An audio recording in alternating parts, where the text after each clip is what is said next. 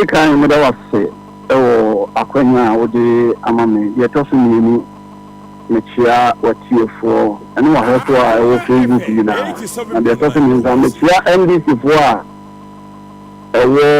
Asante Mantem Gama na de to so mechia amampani a Ghana for akwa bayi no His Excellency John Dramani Mahama de chat for mechia enu na otu for safety a yesi sikajwa kofi otesho ene mama se every na betra radio show na wedding kontompomi na brabani ntra akesa ene mama de no ojina so one saying India make us ask a consistency to say Obuaku East then na utie the mensa come say in a press conference now was say the returning officer no e be na so ne family ma abrantie no ntaso and na tie ne ni na e wona mu ze ma no o ye kontompo fo no na oba kan o ye dabra be ni onini pa o say e be no ebu man because o ku se na mi Facebook wa no the declaration no and the signing of the pink sheet we didn't have to be Facebook wall. Akuma FM 87.9. Apano anywa. You bibia man declare elections no. The elections you connect kase ko. Ne with the Ghana man man because you connect kase ko recall here. Results no e wono e be bro sokwa mama biaka. In the sense MPP ko no mo yo ma je so mbo Asante Mantem no. Na sa opwasi it ka. The boss is the baby wa. The money na yehu akiri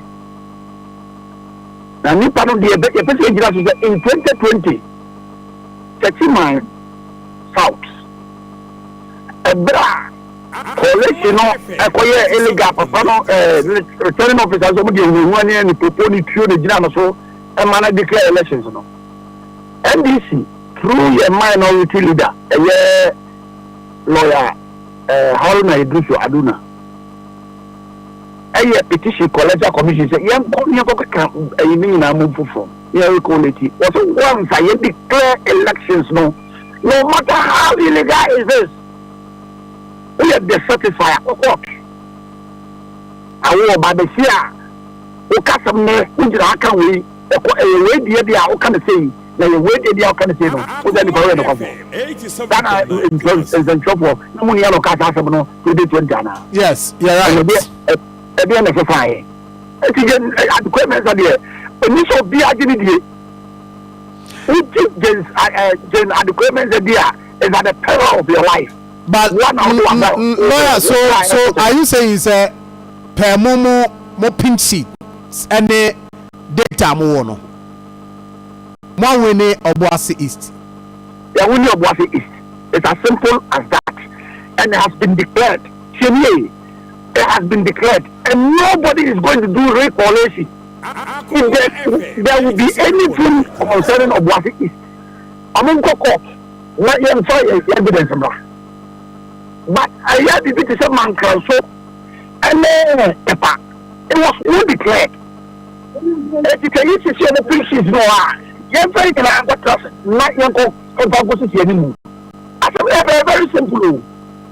At the government office here, I got a same way, and got only never been cut the whole I see. Maybe I declare, maybe I declare, no, I declare, quad, and Luna, your circle trust. Not pieces to one. You go back to the and you want to I was saying all that fair, you go to about the phone. And give you a power. I'm a yako to Obama. I was saying Obama and this is a winning you. The even at the end is your power and then NDC and Sabi and Baku and say didn't good idea. I'm going to put up at the end of stop from say on the time.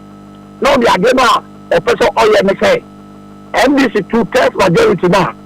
Yet you know parliament all faculty can say obituaries means so you think that is the agenda now? Say agenda of person or reduce some numbers no agenda of person no be who say 2020 you declare elections you Yeah, no matter how it is, no. I was saying only part the way the first side also cocoa. I don't know the side they okay for. Minimsa domi is it Okakwe North Okakwe Central. What the name now or the yes, Okakwe Central. Ehona you call mo director of legal affairs. Edward Tamaklo. Or they I know say was survey commission no. Say any other constituencies yes. Was everyone said those areas prima recollection and koso. But as Santimantema Diano, Eka that is Obuasi East, and Ahafano North, Ahafano Southwest. Eka constituencies are more the cocoa to say Moma Commission no any recollection. Eka wana. Obuasi East the town. Obuasi East the town. Obuasi East the town. Ahafano North and Ahafano North and Ahafano Southwest. And count that's the whole. It wasn't declared. It wasn't.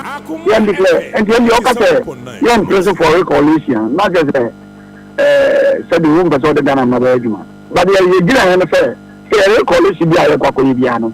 I was saying you have been she's moving from electoral commission.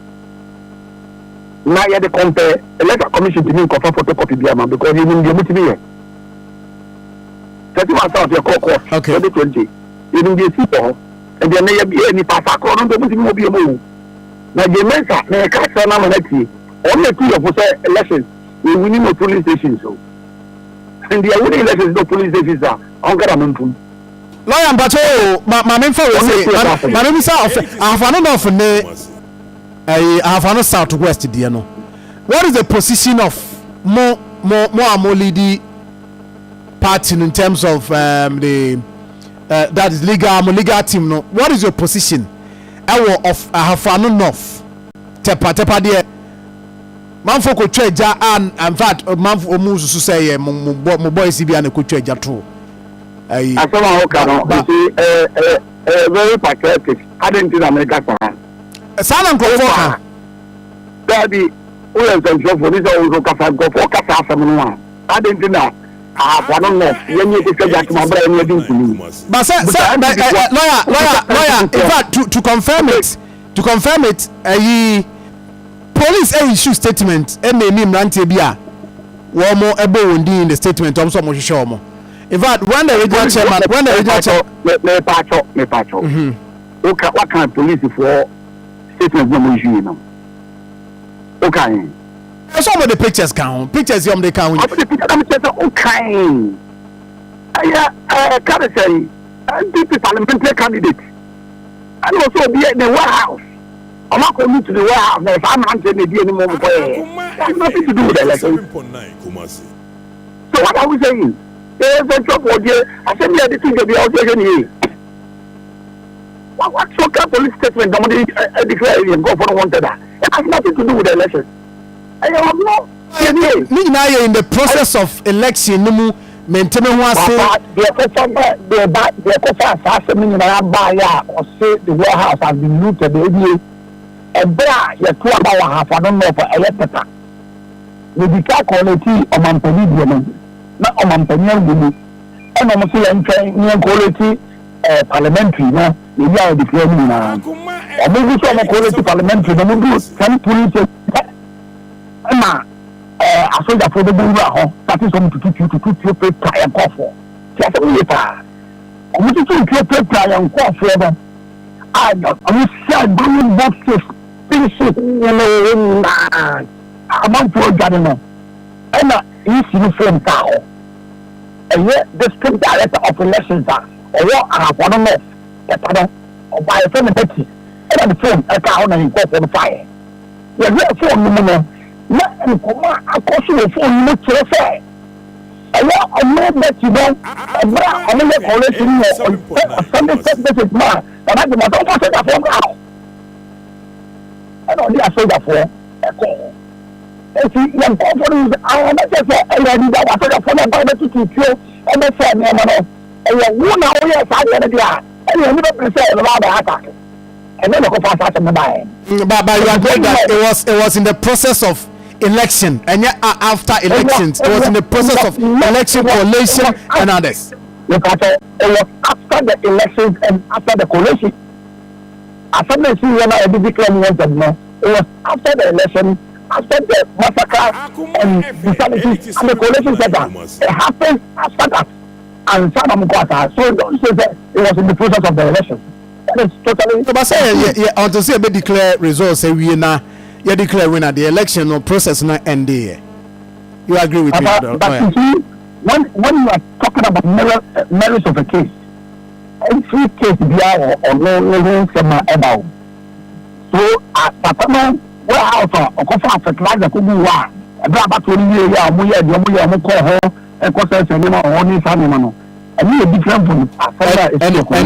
anyway, so what is your position? My position offense so sorry and say any Hafano Southwest man council. What is the position of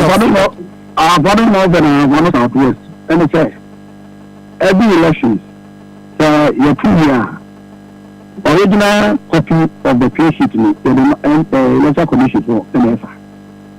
We're going to be put to some money. The electoral commission, electoral commission, some of the clear sheet no coming to come in. So only media in of this constituency. Very simple. Very simple. Akuma FM 87.9 Kumasi. I'm just going to take it. You need the problem. So many people have original finishes. Even in the case, you need to I mean, very simple. But the idea is you don't want to go. What does it? So we are going to go. I mean, half one, I'm not going to go. If you know, it's a government, it's a good one. Go half one, it's a good one. Man can't so on quality presidential. How do you declare? Yeah. I think I'm say, yeah, among the money, and you need I'm a satisfied quality and not to come on the to accuse. Yes, I'm not sure that from Korea, MPP tax on the silver, and Madame Mason, that all the Korea are going to take you. I said, I don't know. So they are now Chimney, and no, you have enough evidence to prove say a tax or more MPP for. Of course, now we are here for a while. But we don't go about it.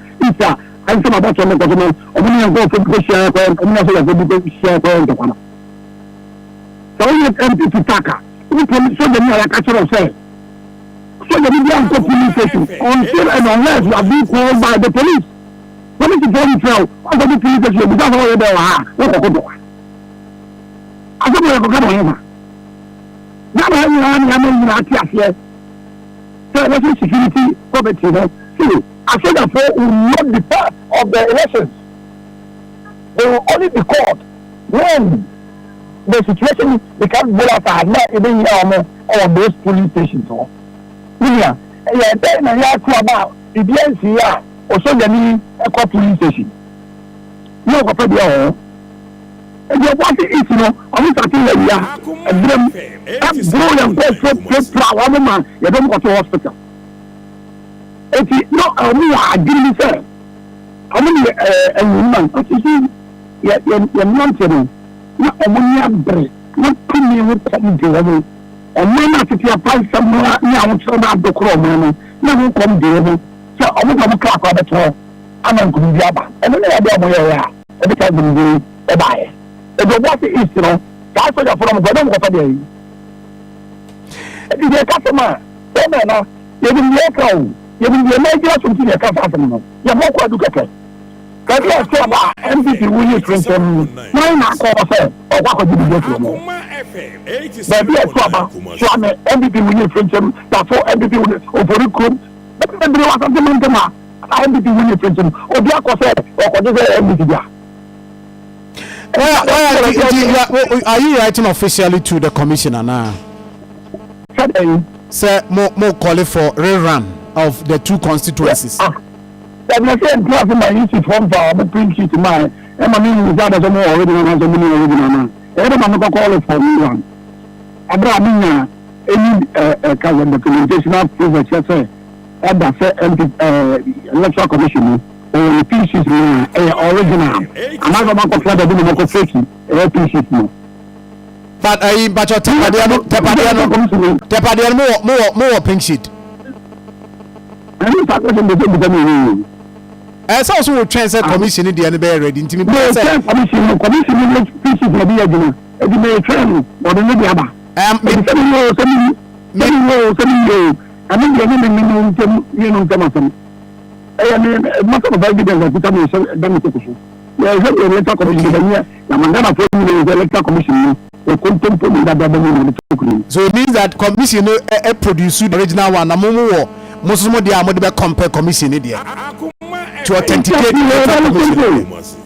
Very, very simple. Very, very simple. All right, lawyer Evans Amankwa. Lawyer, before say more kono so far, police are arresting Crophobia. Omoye party ma. Mo NDC legal team lead you to court. Ana bibi sampacho. We want to find out. Oh, yeah. I could wonder. And I trouble you. You can't and not hear this year the same thing. We are going to money in almost for 2 conditions. On the Wednesday, parliamentary, on the 2 conditions agency, the candidate is at the entity. Am I a become an entity? The CM transfer, ye by. Am I looking about it? I don't get about one on the person of the meeting, and I don't get defending you. It is you are seeing him. Now, police for the family in the court. But I'm not aware that council is government. You are doing the correct opposite government. You know more than and also there was a problem with 2016 and then we were talking. Some of the council are eliminating. You are doing every bill.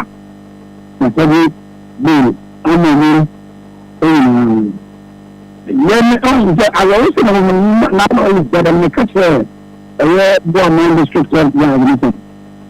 What is what they are? Or they couldn't any only about the Kuna or depending on any of my community. But the other way on essay. The Nipadi of Kudia, and Chudia, Command Kansa, the Nipadi of Baby Chukuni, and what a baby truth. Akuma FM 87.9. All right. Yes, I question electoral commission. I'm going to yes. Right. We're not going to put in anything. We're being coming, but I don't prefer. Lawyer Evans Amankwa. Lawyer, may I know what say? Every premier Bekasa. Right. Lawyer Evans Amankwa, no. Oh yeah, NDC.